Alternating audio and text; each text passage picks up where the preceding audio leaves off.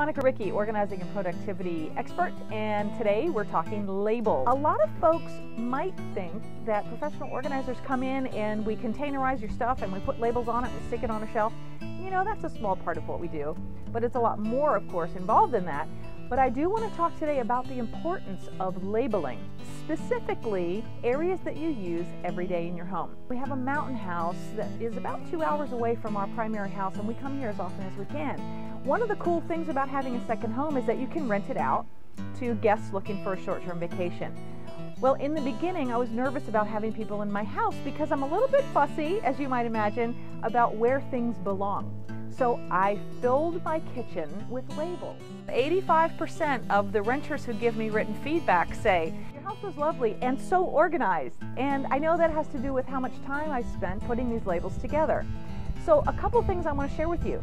I've labeled my drawers. We have 3 deep drawers in our kitchen, which means they could collect any number of crazy things. So when I come up, I open those drawers, I see that it says measuring cups, baking dishes, whatever it might say. Lo and behold, the guests that we rent to appreciate the labels and they've put things back where they belong. So not only does it make their stay easier in terms of finding things, but it makes my life easier because when we come up again after they leave, we don't have to spend the first hour putting things back where they belong. So a couple tips on labeling. Number 1, make sure that the labels that you use are appropriate for the environment they're in. If your environment, such as a bathroom, is steamy and has a lot of humidity or vapor, make sure that you're not using inkjet labels that will run, that you use something like a Sharpie or a label with a plastic front. Another thing to remember is to use type that's large enough for all people to read. So you want it to be bold, you want it to have high contrast like black on yellow or black on white.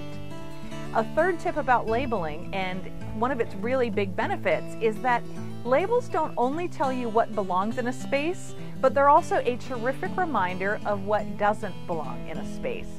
So if your husband or your wife or your rental guests open the drawer or the cabinet and they see that dishes or glassware go in that space, they won't be inclined to be putting anything else there. So the labels are a really nice, gentle reminder.